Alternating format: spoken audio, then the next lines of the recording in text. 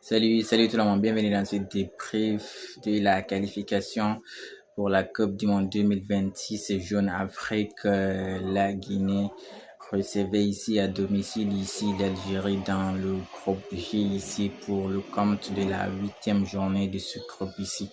Il ne reste que 2 journées et là, à ce stade-là, le Sili national de Guinée ne va pas être dans le top, j'ai envie de dire ici, de ce groupe ici. Ils sont actuellement en quatrième.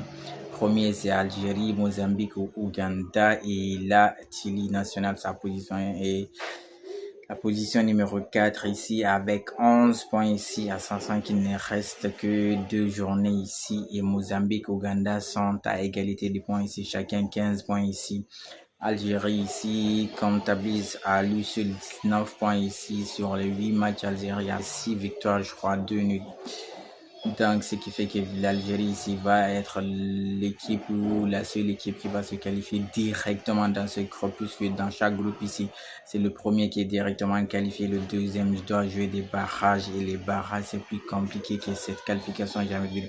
Donc, vaut mieux finir ici premier ici que de jouer ou de finir ici deuxième pour jouer les barrages. Ça va être très difficile, très compliqué ici, mais déjà dans ce groupe ici de 6 équipes ici, le Sili national, je crois que si le Sili avait fait la trêve internationale précédente, ça avait fait soit une victoire ou un match nul. Si le Sili n'avait pas fait ces 2 défaites là où le Sili pouvait gagner ses matchs précédents ici, là c'est pas possible. Là, le Sili s'incline pas, mais le Sili ici est tenu en échec ici par l'Algérie sur un score ici des 0 buts partout. Le Sili n'a pas réussi à marquer ici même un seul but ici pour pouvoir repartir avec 3 points, puisqu'avec 3 points au moins, le Sili se serait retrouvé ici soit quatrième, deuxième ou troisième. Avec les 2 matchs qui vont rester, je crois, le Sili doit jouer Mozambique et qui est encore Mozambique ou Botswana. Mozambique et Botswana, si je dis pas de bêtises. Donc, les 2 prochaines journées ici, ça sera ici en octobre. Mais là, le Sili, c'est pas du tout géré. Même s'il faut reconnaître le précédent match, le Sili a gagné le précédent match ici sur un score de quoi 3 buts à 0. Le Sili a réussi à marquer. Mais là, le Sili, avec le nouveau sélectionneur ici du Sili national, ici, il est venu ici. Lui aussi, je crois qu'il est en train de se chercher. Il n'a pas encore son 11 type.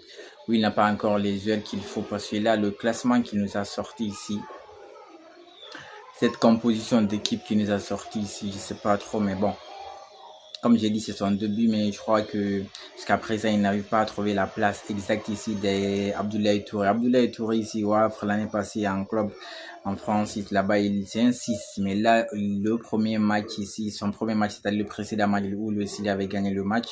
Là-bas, Abdoulaye Touré avait joué comme numéro 6, mais là, il y a un peu poussé un peu plus haut parce qu'en conférence de presse, je crois, il avait dit que Abdoulaye Touré, non seulement il est lourd, mais il fait beaucoup de parcours ici. Donc, entre défendre et jouer offensivement, ça lui demande beaucoup d'énergie. C'est pourquoi il fait rentrer souvent Morlaix ici là pour l'aider. Mais là, avec son classement, là, il a mis 2 W pour vous ici.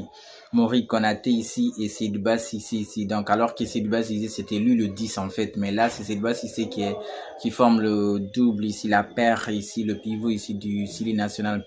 Abdoulaye Touré était numéro 10 aujourd'hui. Sur les ailes, c'est Aliou Batra de l'autre côté et Morlaye Sylla. Morlaye Sylla, c'est un joueur de milieu. Morlaye Sylla, c'est un 6, c'est un 8, c'est un 10, mais un ailier pur, non, c'est pas un ailier pur qui élimine, c'est pas un ailier percutant ici. Il n'a pas en fait appelé ici François Kamono qui a l'habitude de jouer sur ce côté-là ici. On n'a pas encore un joueur qui peut ici vraiment gérer ce côté ici gauche du Sili national. Par contre, sur le côté d'Aliou Batra, il se débrouille bien.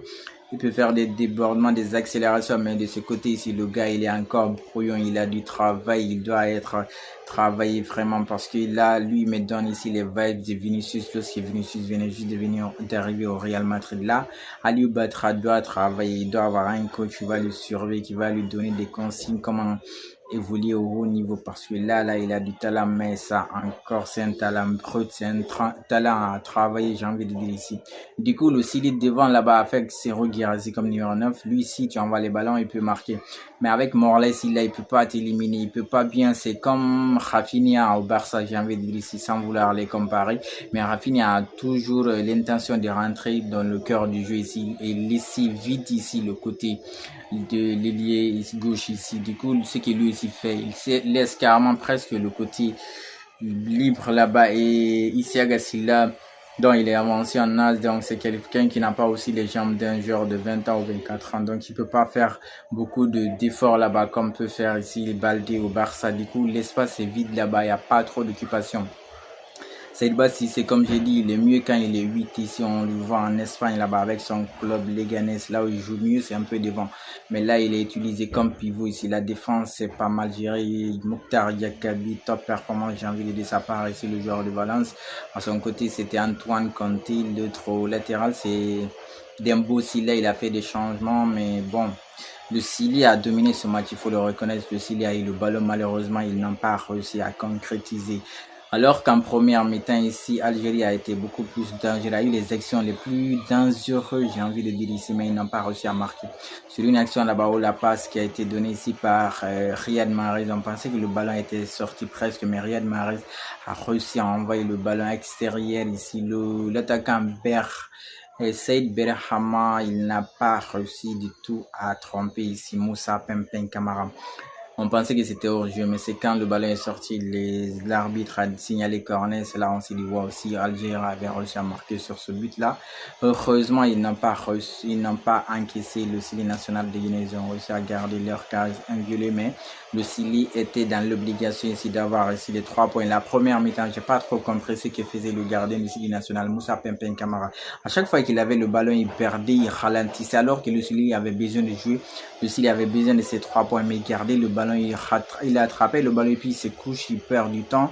Comme si c'est l'Algérie à l'inverse, alors que c'est la Guinée qui a besoin du point. L'Algérie est premier avec 18 points avant ce match et là ils sont à 19 points et le Chili était à 10, là ils sont à 11. Donc c'était au Chili de gagner, c'était au Chili national ici d'avoir les 3 points. Malheureusement ça n'a pas été le cas malgré tous les efforts, malgré ici la domination du Chili en termes de statistiques ici. Si vous regardez un peu ici, le Chili national a eu la possession soit 51% contre 49 pour Algérie. C'est de vous dire que c'était au Chili national de faire le jeu. Tir 4, ils ont reçu à 4, c'est 4 tirs ici contre un seul d'Algérie. Vous imaginez ici Riyad Mahrez, l'ombre de lui-même ici, les tirs 4 ici, 3 pour le Chili, 3 pour Algérie, non 4 et 4 de l'autre côté, 1 de l'autre côté. Le Chili national a eu 7 corners contre 6 de l'Algérie. Malheureusement, le Chili n'a pas réussi à s'imposer dans les 90 minutes plus le temps additionnel. Le Chili finit cette trêve internationale avec une victoire et un match nul, c'est pas mal, mais pour une qualification, je crois que c'est pas suffisant. C'est pas du tout suffisant. Il y a du boulot. Il y a du boulot pour le coach, mais une équipe qui n'a pas réussi à se qualifier pour la CAN, c'est pas facile pour elle de se qualifier pour la Coupe du Monde 2022 où les grands se retrouvent au Mondial 2026 en attendant le prochain départ. Comme j'ai dit, il reste 2 journées, on ne sait jamais. Quelque chose peut se passer là-bas avec Mozambique ou Botswana, mais là, le Chili est mal parti pour être ou pour accrocher une place ici de barrage, ici qui est synonyme de barrage. Je vais parler ici de la 2e place. L'Algérie est bien partie pour se qualifier pour cette Coupe du Monde encore. En attendant le prochain débrief, on continue de liker, on s'abonne et surtout on reste